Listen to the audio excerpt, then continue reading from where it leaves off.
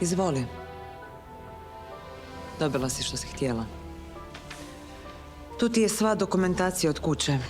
A kako ćeš je prebaciti na sebe, to rješavaj sama. Ne želim imati nikakve veze s tim.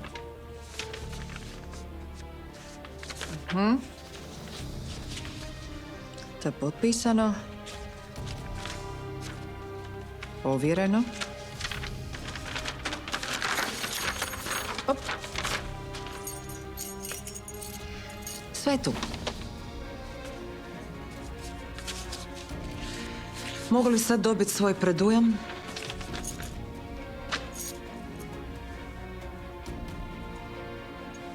Izvoli. Ovo je jedina kopija. Naravno da je to jedina kopija. Ja držim do svoje riječi. Ej, zabavi se kad budeš preslušavala.